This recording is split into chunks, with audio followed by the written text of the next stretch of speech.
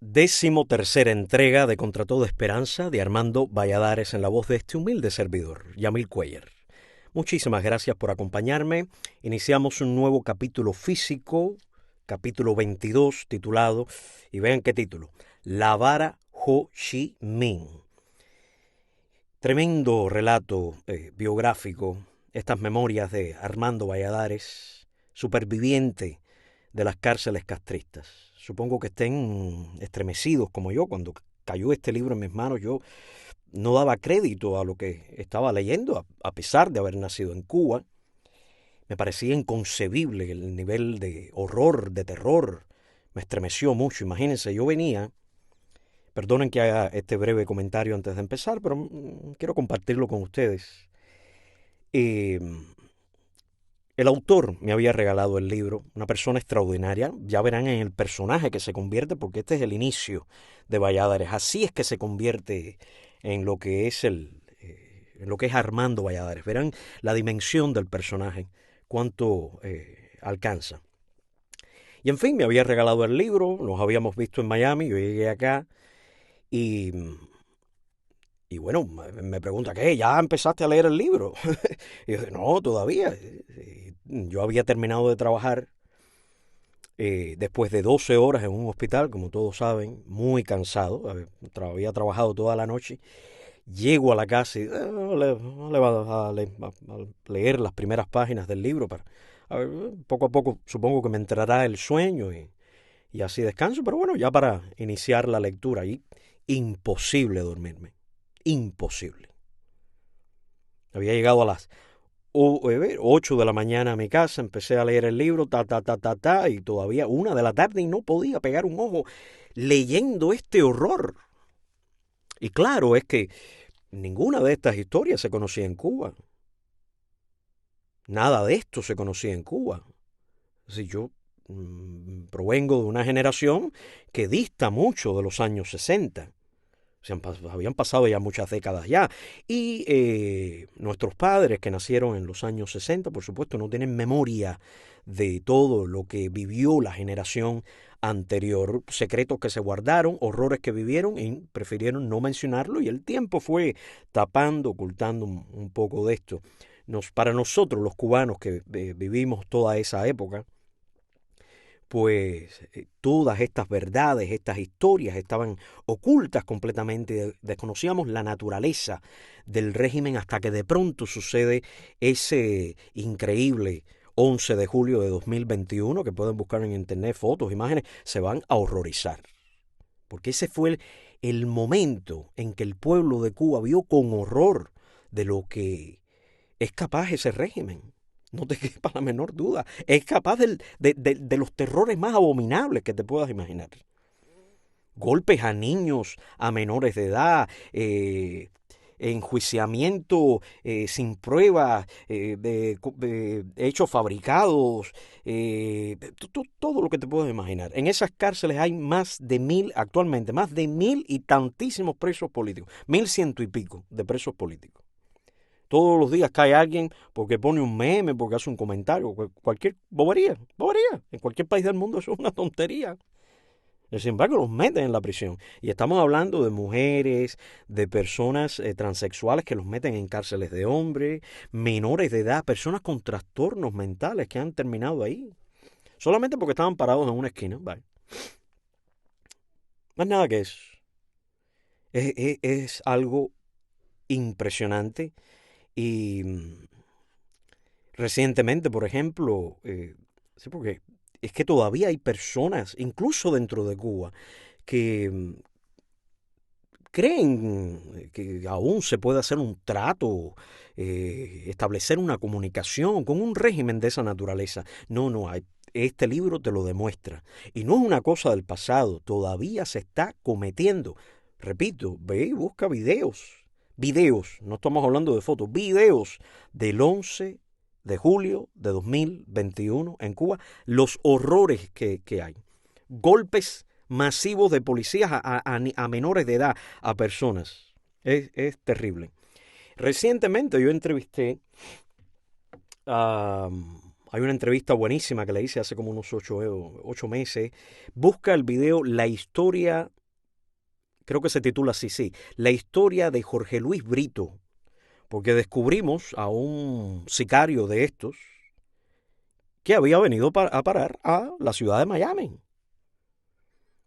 Un hombre que había sido jefe hasta de la contrainteligencia militar en la provincia de Cienfuegos, segundo jefe en la provincia de Las Villas. Un sicario con unas historias espeluznantes de tortura. Y el hombre vino a parar aquí, a la ciudad de Miami. Lo descubrimos, pero también pudimos escuchar el testimonio de sus víctimas. Y entre esas víctimas está el testimonio de Jorge Luis Brito. Y a eso te va a dar una dimensión. Es una cosa difícil de tragar, no te digo que no es, vaya, un cuento color de rosa, es una cosa dura de aguantar, escuchar el testimonio de esa persona, pero es muy importante, muy importante. En fin, vamos a retomar la lectura. Muchas gracias por escucharme. A golpes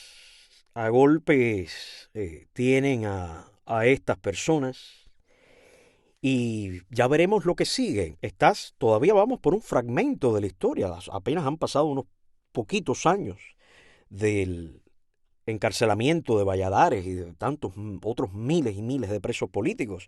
Y ya sabía que Valladares estuvo 22 años en esa mazmorra. 22 años. Así que lo que te he contado es poquito todavía. O lo que nos ha contado Valladares es una fracción. Vienen cosas más fuertes. Iniciamos. La falta de sueño y la tensión me afectaban seriamente y lo notaba. Acudía entonces a Dios.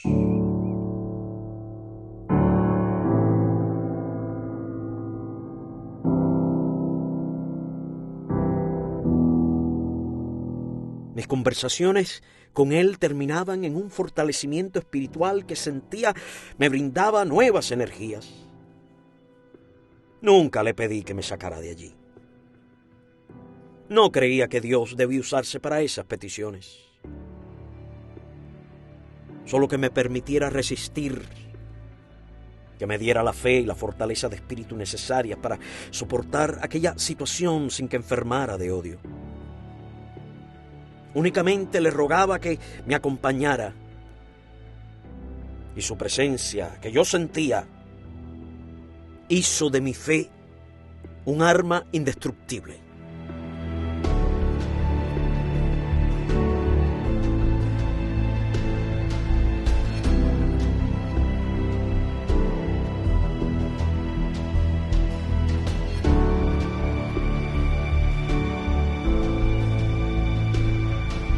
¡Uf, qué belleza! Contra toda esperanza de Armando Valladares. ¡Qué memorias! ¡Qué vivencia! ¡Qué horror!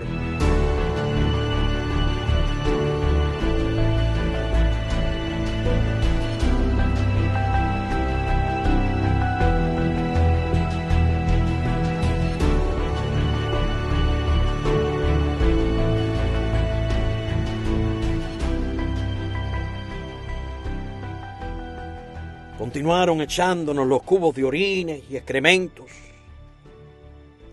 En las madrugadas de aquel frío invierno nos lanzaban también agua helada.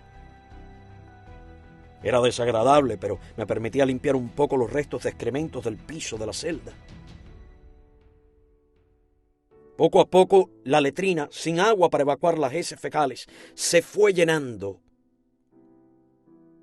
Al anochecer, las cucarachas caminaban por las paredes, por el piso, se me subían al cuerpo y su andar cosquillante me hacía despertar sobresaltado. En las madrugadas entraba el sargento de recorrido. Iba de celda en celda y alumbraba hacia adentro con una linterna para cerciorarse de que el preso estaba allí. Me había extrañado mucho no haber visto en los días que llevábamos en los calabozos de castigo al sargento Pinguilla, el mismo con el que nos habíamos cruzado en la carreterita frente al hospital la tarde de la fuga. Él tuvo que comprender después que aquellas dos parejas que le habían pasado por el lado y saludado incluso, eran precisamente a los presos fugados. Si sus superiores se enteraban de que nos había visto, de que se enfrentó con nosotros sin sospechar nada, con toda seguridad que tendría problemas. Pensaba que justamente por esa causa no se había dejado ver por nosotros, temeroso de nuestra reacción, de que dijéramos delante de otro militar lo ocurrido. Me dediqué a cazarlo. Tirado en el suelo podía ver un pedazo de pasillo y la reja de entrada. Una madrugada entró. Lo llamé y se quedó petrificado. Como él estaba solo, le insistí en voz baja: «Hágame el favor, sargento, acérquese». Mi voz era un susurro casi inaudible. Con 1000 trabajos me paré detrás de la plancha de hierro y cuando el sargento Pinguilla se acercó, le hablé al oído. «No se preocupe, sargento, nosotros somos hombres a cabalidad y no hemos dicho ni diremos nunca que nos cruzamos con usted la tarde de la fuga. Así que, si eso le preocupa, puede estar tranquilo. No queremos hacerle daño». La cara del sargento estaba pegada a la ranura de la reja. Noté, bajo la mortecina luz de la bombilla del pasillo, cómo el rostro se le relajaba. «Gracias, hijo, gracias». Salió y a los pocos minutos regresó. Hacía un frío tremendo.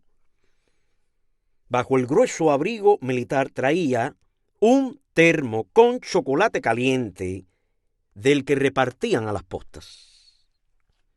Jamás fue una bebida tan exquisita y estimulante como aquel jarro de chocolate. ¡Jamás! Si yo hubiera sido rico con capital en un banco, habría pagado miles de dólares por cada gota de aquella bebida. Era como tragar sorbos de vida. Me calentaba, me daba la impresión de que ya no podía necesitar nada más. Qué terrible es la miseria. Muchas gracias, sargento. Le agradecería que si le queda algo, le diera un poco a mis compañeros. No alcanzó para todos, pero siempre que el sargento Pinguilla estaba de posta, se las ingeniaba para hacernos llegar un sorbo de chocolate caliente. Al finalizar las investigaciones, se levantaron las medidas de seguridad en el área donde estábamos y llenaron las celdas vacías con otros presos castigados. La tortura de aguijonear para impedir que durmiéramos continuaba. Solo podíamos hacerlo a cortos intervalos o ya muy avanzada la madrugada cuando el guardia dormitaba. El odio no era tanto como para que ellos dejaran de dormir por pincharnos. Pero ya a las 5:30 estaban de nuevo sobre el techo. El relevo les llegaba a las 6 y con nosotros se iban desperezando. Me dormía profundamente en cuanto tenía oportunidad. El sueño viejo se iba acumulando. Y una de las cosas que más deseaba era dormir. Dormir días completos. Luego de la ronda del guardia por los techos de las celdas, sabía que tendría unos minutos o unas horas de descanso y me hundía en un sueño profundo, del que solo podía despertarme el aguijonazo de la vara de madera. Fue en una de estas ocasiones en que dormía profundamente cuando la rata entró en la celda.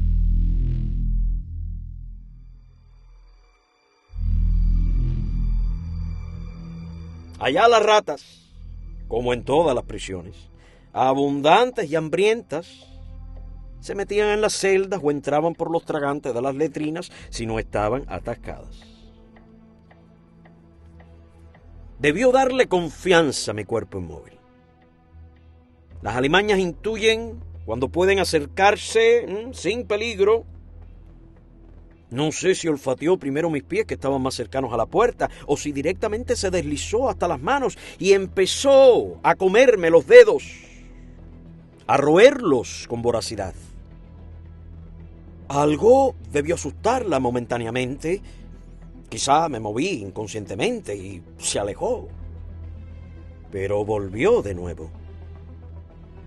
Fue el escolta quien me salvó. La rata estaba entre mis muslos, presta a devorarme el miembro. El guardia gritó y pateó sobre la malla, llamándome.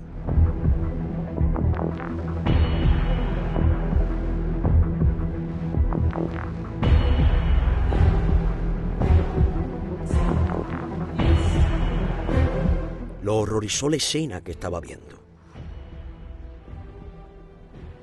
La rata huyó, me desperté, y fue entonces que noté por el ardor que tenía mordeduras en el dedo medio de la mano derecha, en 2 sitios diferentes. Me sangraban las 2 heridas donde los dientes de la rata había estado royendo. ¿Y si aquella rata tenía rabia? Me pregunté, sobresaltado.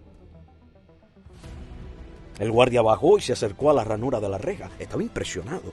Le mostré la mano sangrante y le pedí comunicara que había sido mordido por una rata para que me inyectaran contra la rabia. No sé si lo hizo. Nunca fueron por allí. Lo único que me quedaba era echarme orines, un remedio de los campesinos. A los pocos días una gruesa escara cubría las heridas con un poco de pus.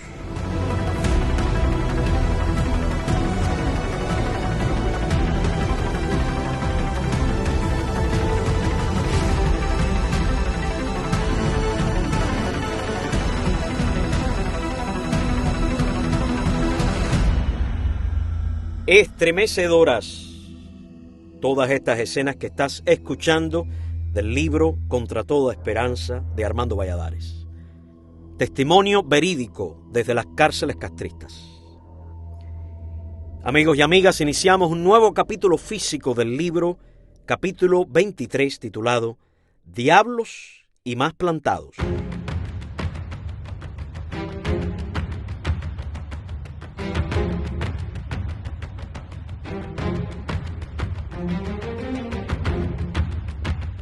Valdés era un preso que trabajaba como chivato para la guarnición.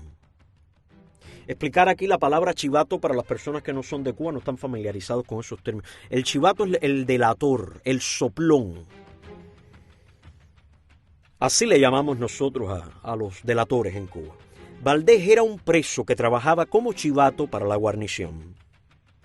Un delator que había sido expulsado por esa causa de la circular número 3. Desde entonces vivía en los pabellones de castigo y era el delegado y protegido de la guarnición.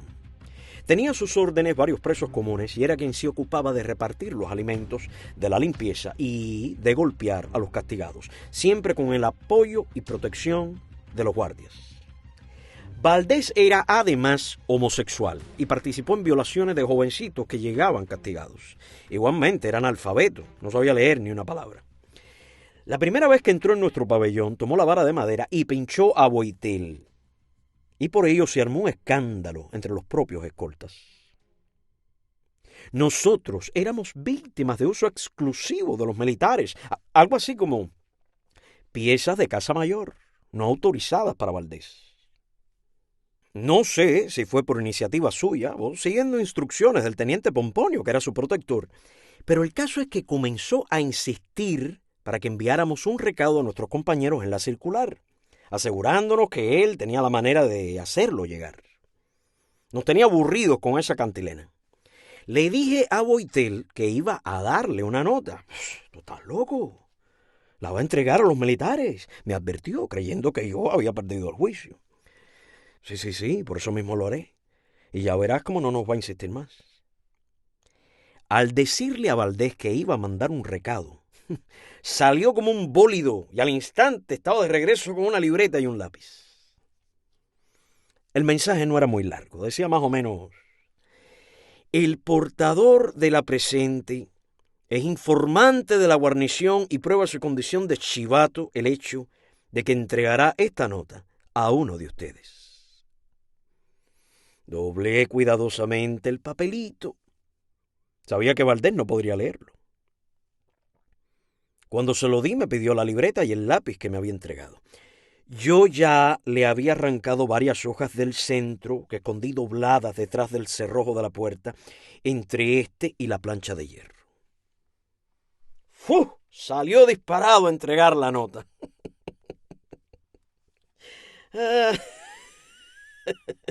Imagino que cuando el militar la leyó se habrá burlado de él, insultado, golpeado. El caso es que a la hora del almuerzo regresó con una agresividad incontrolable. Me tiró el plato del rancho con rabia, eran macarrones hervidos y estaban helados. Al echarme la primera cucharada en la boca los escupí. Valdés les había agregado petróleo. Lo mismo hizo con los demás. A partir de aquel día, cuando llegaba la comida, Valdés servía 4 platos, salía y los colocaba en el patio, a la intemperie, para que se enfriaran bien. Luego les agregaba petróleo.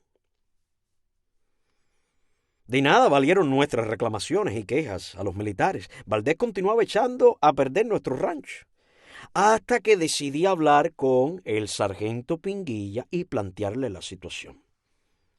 No sé exactamente qué hizo, pero no volvió la comida con petróleo.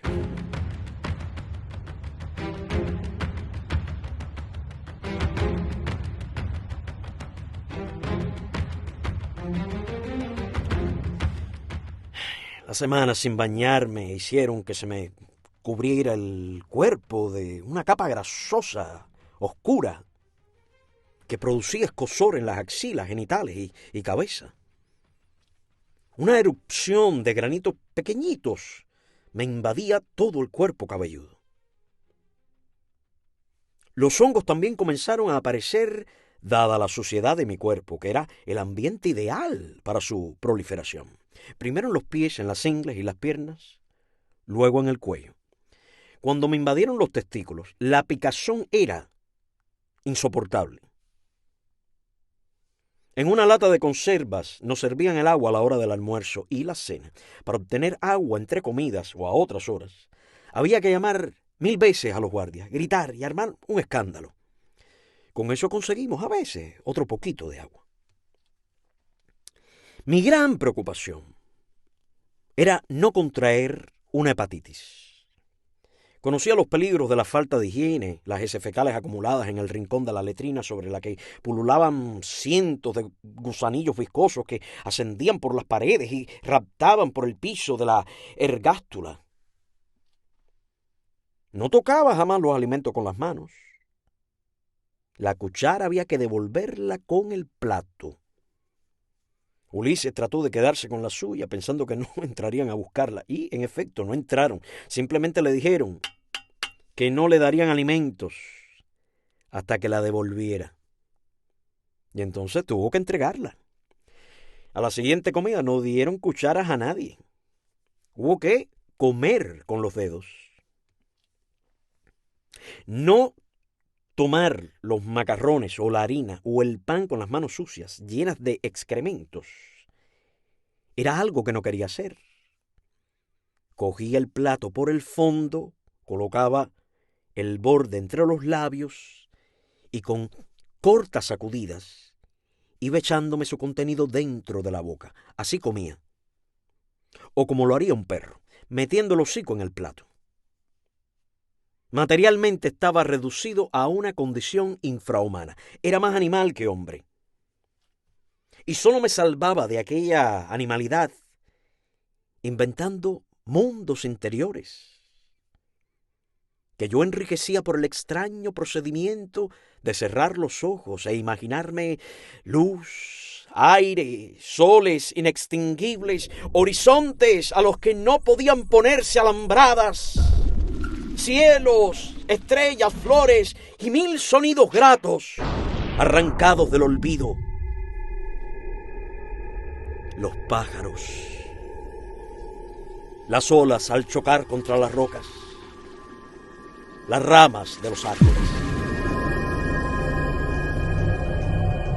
Me bastaba en la oscuridad de aquel rincón inmundo cerrar los ojos para que el milagro bíblico de hacer la luz se repitiera dentro de mí.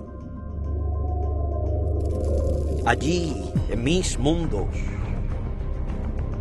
estaba fuera del alcance de mis carceleros. Me sentía sentía libre.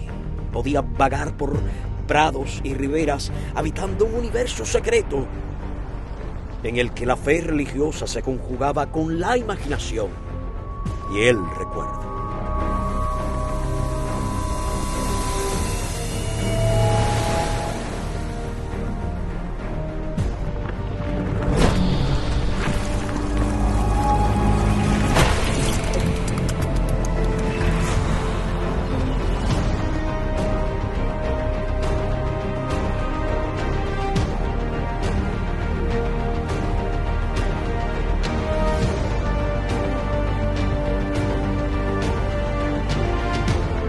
Era más animal que hombre, y solo me salvaba de aquella animalidad inventando mundos interiores, que yo enriquecía por el extraño procedimiento de cerrar los ojos e imaginarme luz, aire, soles inextinguibles, horizontes a los que no podían ponerse alambradas,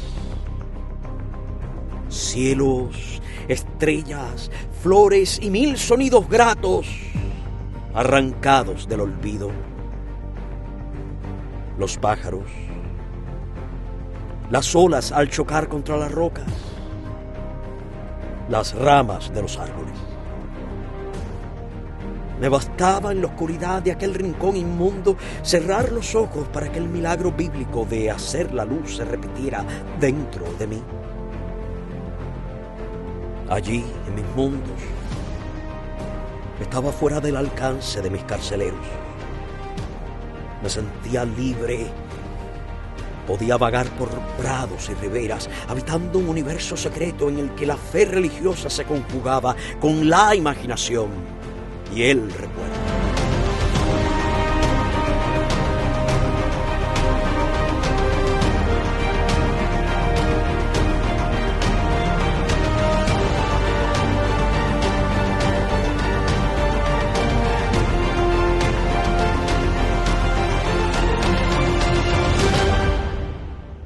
Al final del corredor de nuestro pabellón había un salón amplio.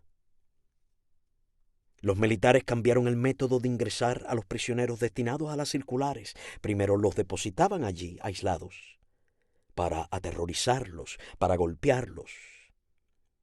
Y al cabo de un par de meses los trasladaban a los edificios. El primer grupo que arribó constituyó para nosotros todo un acontecimiento. Fue nuestro primer contacto con compañeros que llegaban de Cuba. Venían de la prisión de la Cabaña y traían información, noticias. Entre los recién llegados estaba Paco Almoina. Nos conocíamos de la calle.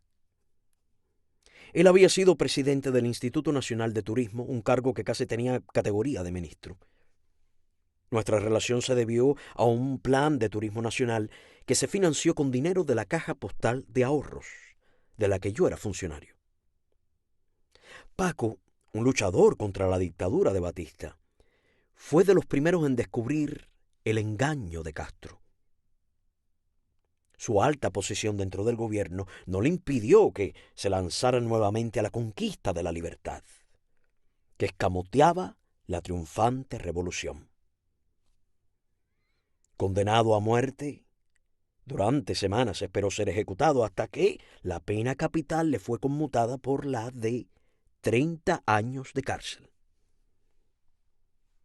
Siempre que los guardias salían, los del salón se amontonaban en la reja para hablar con nosotros. Mi calabozo quedaba a unos 2 metros de distancia de ellos. Paco me regaló un tubo de pasta dentífrica, a medio usar, mentolada, que apliqué a las ingles y testículos. El frescor calmaba la picazón desesperante que me producían los hongos. También a ellos les racionaron el agua. Los sacaban al patio una vez por semana. En el tumulto que se armaba en el pasillo, entonces, se acercaban a nuestras celdas y le alcanzaban cigarrillos a Boitel y a Brito, fumadores incansables. También yo fumaba, y bastante, hasta que comprendí que el cigarrillo Lo utilizaban nuestros carceleros como un medio más para manipularnos. Dejé entonces de fumar radicalmente, liberándome con ello de una dependencia que los militares explotan siempre. Me hice el propósito de no darles armas que pudieran usar contra mí. El cigarrillo era una de ellas. Vi a compañeros míos, en el borde de la desesperación, fumar hilos de saco de yute, trapos, guata de colchones, hojas secas de plantas cuya toxicidad se ignoraba. Cuando el cuerpo no recibía la cuota de nicotina a la que estaba habituado, el fumador se excitaba, se ponía irritado, hostil. Se apoderaba de él un estado de ansiedad incontrolable en muchos casos. Había quienes recogían colillas, las guardaban y luego, envueltas en un pedazo de cualquier papel, las volvían a encender. Vivían pendientes de cuando llegarían los cigarrillos. Los militares les anunciaban que al día siguiente, pero no llegaban. Les daban un pretexto cualquiera, que el camión que los traía estaba roto, que aún no había llegado la cuota. Pero sin falta el lunes los recibirían. Y el lunes les decían que el martes, y el martes que el miércoles. Cuando al fin, después de manipularlos durante días y días, llegaban los cigarrillos, el escándalo era tremendo. El fumador actuaba como un niño al que le dan un juguete. Pero entonces no le proporcionaban fósforos. Y aquello constituía otra enorme preocupación. Así surgieron los diablos. Estos eran largos hilos de saco de yute que se tejían, fabricándose una larguísima hebra a la que se prendía fuego. Se apagaba la llama y el hilo ardía entonces lentamente durante muchas horas. Era colgado de una reja y se informaba a los fumadores dónde estaba situado. No se apagaba durante todo el día y por la noche siempre quedaba algún diablo para los desvelados. Otro invento que provocó la necesidad fue cortar los fósforos con una cuchilla de afeitar. Había quienes los cortaban hasta en 4 partes. Yo aprendí a hacerlo. En Cuba, el pabilo que sostiene la cabeza del fósforo es de papel parafinado, de manera que éste se cortaba en 2 junto con la cabeza. Luego las 2 mitades volvían a dividirse y así se cuadruplicaban los fósforos. Claro, quedaban muy pequeñitos y daban una minúscula llamita, pero era suficiente para encender un cigarrillo. La llegada del grupo al salón contiguo hizo más frecuentes las visitas de funcionarios del penal. Para los recuentos 2 diarios iban varios oficiales. También los comisarios políticos, pues los encarcelados allí eran plantados, esto es, presos que rechazaban la rehabilitación política. Una tarde el teniente Pomponio, jefe del orden interior, pretendió que los presos le dieran a su entrada la voz de atención, como tenían que hacer los comunes y los rehabilitados. Mas los plantados se negaron. El asunto motivó un incidente y la guarnición irrumpió e intentó obligarlos, pero no pudieron lograrlo. Los presos recibieron una paliza y hubo varios heridos de bayoneta. Nosotros desde la celda le gritábamos que eran unos asesinos y unos cobardes. Estábamos hasta cierto punto a salvo de los golpes por estar las rejas soldadas. Y si el guardia desde arriba introducía la vara para pincharnos, podíamos arrebatársela. Al día siguiente de estos acontecimientos, un preso común cortó con un soplete los puntos de la soldadura. Colocaron un candado y un cepo que cerraba con una tuerca enorme y una llave inglesa. Ya podían introducirse en nuestras bartolinas y molernos a golpes. Pomponio entró a contar a los del salón, acompañado de su hijo menor, un niño de 8 años. De pronto sentí una gritería, me arrastré hasta la reja y vi pasar a Pomponio chillando mientras escupía y se limpiaba con un pañuelo. ¡La guarnición! ¡Que venga! ¡La guarnición! Iba histérico y tenía el uniforme verde olivo y la cara manchados de un polvo blanquecino que trataba de sacudirse con las manos y el pañuelo. Le habían lanzado una bolsa de gofio que le reventó en pleno rostro. Cuando vi aquello me aterroricé. Sabía que la represalia sería brutal. Los guardias con pompones al frente, corriendo como demonios, aparecieron en el pasillo en zafarrancho de combate. Se escuchaba el sonido de las bayonetas y los palos golpeando las cabezas y espaldas de los reos, los gritos y las maldiciones. El primero que salió al terminar la paliza fue Pomponio, seguido por su hijo, que empuñaba una barra de madera. De aquel muchachito al que en lugar de un papalote o un trompo, le ponían en las manos un garrote para golpear a seres humanos. ¿Qué resultaría unos años más tarde? A fines de diciembre, el preso que metieron en la celda 2, que no hablaba jamás, amaneció imitando el ruido de una motocicleta.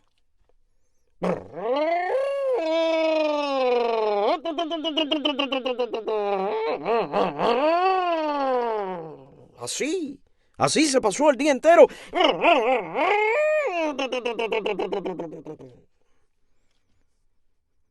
Por la madrugada inició nuevamente su imaginario paseo entre acelerones y explosiones del supuesto motor.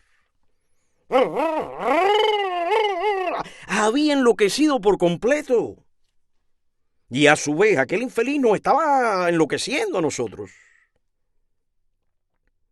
Un demente en una celda es el mayor tormento para un castigado. Las autoridades de las prisiones lo saben y usan a estos enfermos como un recurso más para hostigar, para coaccionar, para torturar. En la celda 11 habían metido a otro loco a viva fuerza. Una tarde, a la hora del recuento, el teniente de recorrido, al mirar hacia adentro, no lo vio. Llamó al guardia de posta y le ordenó que le abriera. ¡El loco se había escondido junto a la puerta, bien pegado a la pared! Si el oficial hubiese mandado al guardia a subir al techo, lo habrían descubierto enseguida, pero le pareció más sencillo pedirle que le abriera. La reja chirrió y el preso, agazapado, saltó con una torta de excrementos en las manos y se la restregó en la cara al teniente. Cuando lo sacaron a rastras, gravemente herido o muerto quizá, iba dejando tras de sí por el piso una huella de sangre. No volvió nunca más a la celda. Nosotros hicimos indagaciones para saber si estaba en el hospital, pero tampoco lo tenían allí. Luego un guardia dijo que lo habían trasladado para el hospital psiquiátrico de La Habana. Más nuestra convicción era que aquel preso común había muerto a consecuencia de los golpes. No supimos siquiera su nombre. Seguíamos desnudos y el invierno se tornaba riguroso porque avanzábamos hacia los meses más fríos del año. Fue en aquellos días que llegó un nuevo guardia llamado Juan Rivero, que ascendía rápidamente por su sadismo, llegando a ocupar jefaturas y direcciones en campos de concentración. Ulises lo conocía de años atrás, cuando era escolta de un oficial en la barriada de Marianao, en La Habana. Quizá por esto, Juan Rivero se portó bien con nosotros. Durante su posta, no hubo nunca maltratos físicos.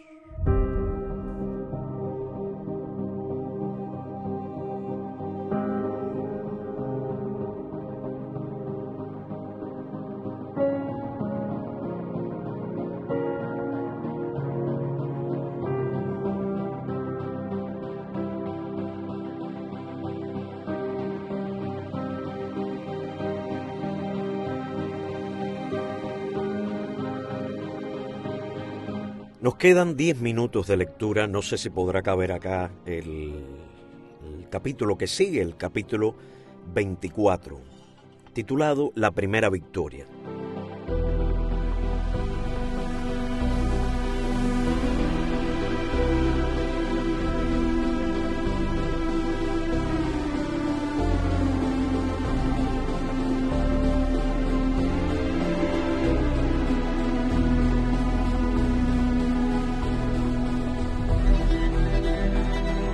cualquier cosa retomo la lectura en el mismo punto en que la dejaré.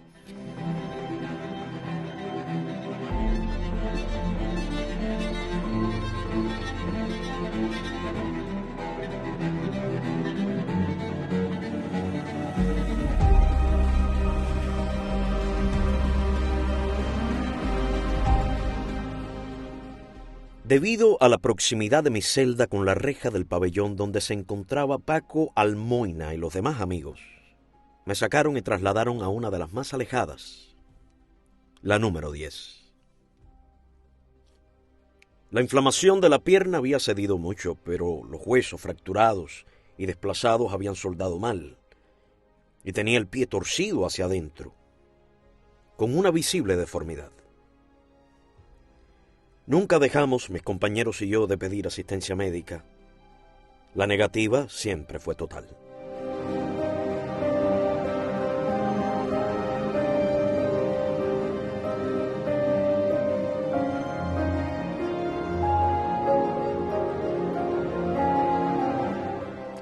Las colonias de hongos continuaban invadiendo mi cuerpo y mi gran temor era que me llegaran a los ojos.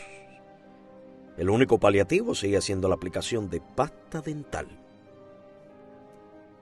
Adquirí entonces una infección intestinal con fiebre muy alta. Las diarreas eran constantes y me deshidrataban. La restricción del agua persistía y no habíamos podido bañarnos durante meses. Mi cuerpo estaba cada día más negruzco y mugriento. Casi no tenía fuerzas para hablar, pero mis compañeros comenzaron a exigir que ese me atendiera. Al fin accedieron a llevarme al hospital. Por aquella época, los médicos prisioneros se ocupaban de dirigir las salitas del hospital.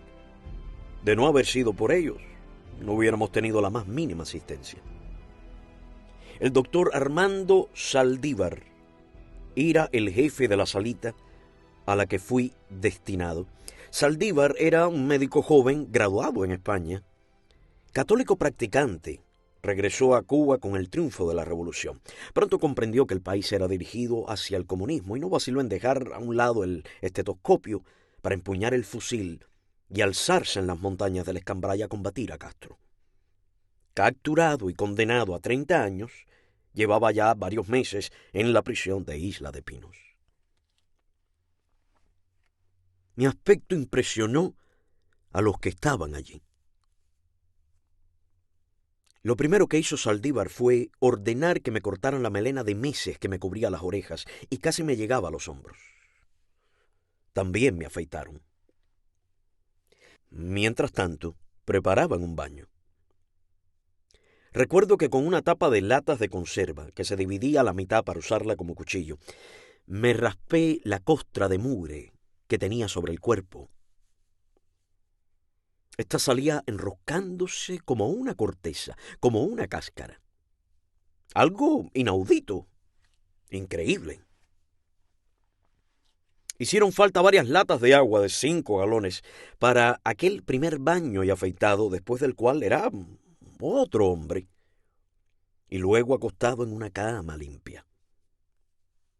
Me sentía como si me hubieran puesto en libertad. La salida de los pabellones de castigo hacia el hospital o las circulares era como la libertad. Con sueros y antibióticos se eliminó la infección intestinal. Saldívar mandó a que me hicieran unos burritos de madera para apoyarme en ellos. Caminar sin ese sostén era imposible, pues no podía afirmar el pie dañado. En tanto llegaban los burritos, usaba una muleta. Aquel contacto con mis compañeros era algo así como una relación con el mundo exterior, incluso más allá del presidio. Ellos tenían algunas noticias porque el hospital era un centro de recepción de informaciones, ya que al mismo acudían presos de todos los edificios. Con Raúl López, uno de los pilotos del anterior ejército, logré sacar un mensaje para mi familia. La acogida ofrecida por todos fue cariñosa, cálida. Se desvivían por tener una atención cualquiera conmigo. Saldívar consiguió que me hicieran una radiografía del pie.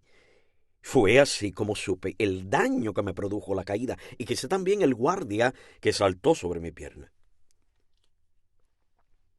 Los huesos fracturados habían soldado fuera de su sitio, formando un amasijo. Tenía además una artritis postraumática y cambios artrósicos. Ya nada podía hacerse allí. Entonces, para retenerme unos días más en el hospital, pues la dirección estaba presionando para que me devolvieran a los calabozos de castigo, Saldívar ideó enyesarme la pierna y levantarla en la cama con unas poleas de hierro. Él mismo colocó la escayola desde la pantorrilla hasta los dedos de los pies. Luego que ésta fraguó, con una tijera la cortó por debajo hasta la punta del pie y la sacó. Esta bota de yeso podía ponérmela y quitármela con rapidez. Cuando entraban los oficiales a la sala para contarnos, me veían en la cama con la venda de yeso y la pierna levantada por las poleas. En cuanto salían, me la quitaban. Una noche el teniente Tarrao entró sorpresivamente. Me buscaba, pero como la sala estaba apagada y usábamos mosquiteros, tuvo que mandar encender las luces y preguntar por mi cama, lo que me dio tiempo a ponerme la bota. Llegó frente a mí, levantó la malla del mosquitero y se me quedó mirando con odio. Así que te fugaste, ¿eh? Movió la cabeza de arriba a abajo, como una velada amenaza, y se marchó.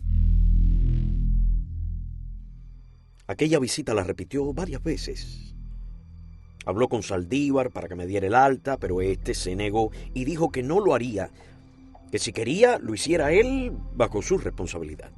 Por entonces trajeron también al hospital a Roberto Perdomo. En la requisa descubrieron los barrotes cortados en su ventana y lo condenaron, junto con León, su compañero de celda, a los pabellones de castigo.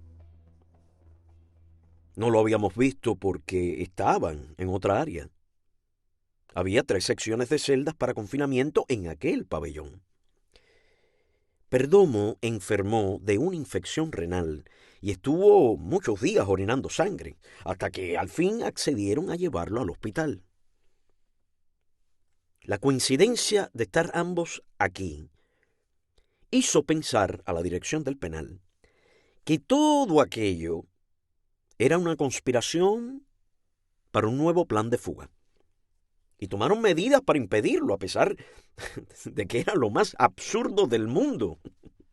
Yo no podía caminar si no era apoyado en las muletas o en los burritos de madera. Sin embargo, la guarnición se metía todos los días en la sala, registrándola de arriba abajo. Por las noches llegaban con linternas y revisaban los hierros de las ventanas que daban a otro patio interior, donde suponíamos se encontraban aislados Ubermatos y algunos de sus oficiales. Todo aquello me parecía una gran comedia. La tranquilidad del hospital, perturbada de esta manera, iba en perjuicio de los enfermos. Había allí un paciente que Saldívar estaba seguro tenía lesiones sifilíticas. Le hicieron análisis, pero el resultado era siempre normal. Saldívar se desconcertaba, pero su intuición profesional seguía haciéndole sospechar. En eso llegó el doctor Ibarra, profesor precisamente de la Cátedra de Piel y Sífilis de la Universidad de La Habana. Saldívar le mostró el caso. El doctor Ibarra observó las manchas y diagnosticó lesiones terciarias sifilíticas. Ordenaron otro análisis y dio normal. Entonces, el mismo doctor Ibarra hizo el análisis y demostró que el paciente estaba sifilítico. El laboratorista no sabía hacer los exámenes. Aquello creó una alarma. Saldívar nos reunió a los 7 u 8 pacientes que estábamos allí y nos explicó que no podía confiar en los exámenes del laboratorio, que, como habíamos estado conviviendo con el enfermo, existía la probabilidad de que alguien se hubiera contagiado. Por tanto, él tendría que tomar una medida drástica y nos estuvo inyectando antibióticos a todos, como si estuviéramos sifilíticos.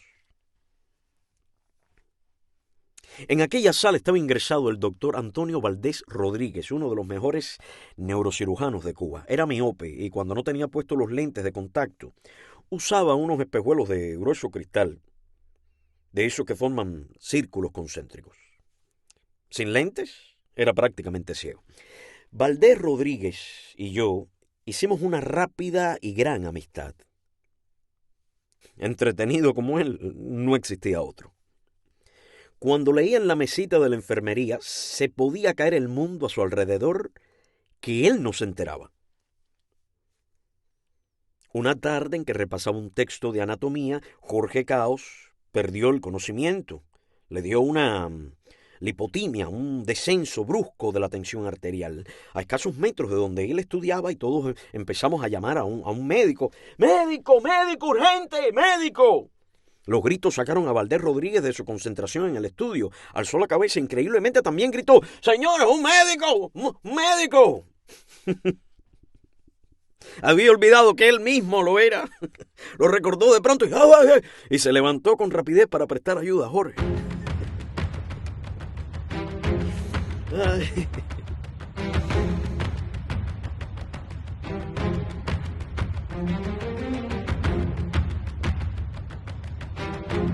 Gracias, amigos, muchísimas gracias. Entre la risa, el sarcasmo, la ironía, los chistes de humor negro y, por supuesto, el retrato terrible y tétrico de las cárceles castristas, que aún existen día de hoy, 2025.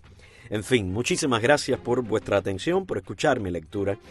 Y nada, pasen todos un feliz, hermoso día, aunque sea de noche. Hasta una próxima entrega de Contra Toda Esperanza, de Armando Valladares.